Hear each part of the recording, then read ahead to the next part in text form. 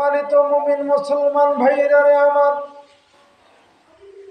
এই পবিত্র মাহে রমজানুল মুবারক মাসে যখন কোনো আল্লাহর বান্দা ইফতারকে সামনে নিয়া পেটের মধ্যে খিদা থাকার পরেও তারা যখন ইফতারকে সামনে নিয়া বসে থাকে আল্লাহর হুকুমের অপেক্ষায়, আজানের অপেক্ষায়, এই সময় আমার আল্লাহ পাক রব্বুল আলামিন ফেরেশতাদেরকে ডাক দিয়ে বলে, ও ফেরেশতারা শোনো, তাকায়া দেখো, তোমরা মানা করেছিলে এই মানুষগুলো দুনিয়ার জমিনে সৃষ্টি করার কোনো প্রয়োজন নাই, কোনো দরকার নাই।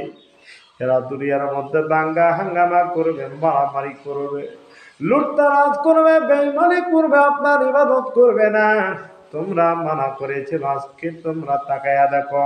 আল্লাহ গর্ব করে বলবে, ও ফেরেশতারা রে, তাকায়া দেখো আমার বান্দারা পেটের মধ্যে অনেক খিদা, এত খিদা থাকার পরেও সামনের মধ্যে খানা, কিন্তু কেন খায় না? ফেরেশতারা বলে আপনার হুকুমের অপেক্ষায় বসে আছে। আল্লাহ পাক রব্বুল আলামিন ডাক দিয়া বলে, ফেরেশতারা রে,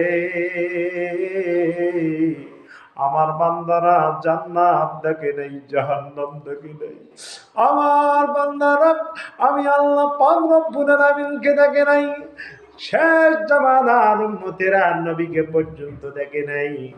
না দেখার পরেও তাকায়া দেখো, তারা আমি আল্লাহকে ভয় করে, আমি আল্লাহ পাক রব্বুল আলামিনের জাহান্নামকে ভয় করে জান্নাতের আশায় পেটের মধ্যে খিদা থাকার পরেও খানাগুলো খায় না। ও ফেরেশতারা, তারা যদি আমি আল্লাহ দেখতো, জান্নাত দেখতো, জাহান্নাম দেখতো, তারা সব কিছু ছেড়ে দিয়ে, খানা পিনা ছেড়ে দিয়ে সিজদায় পড়ে থাকতো।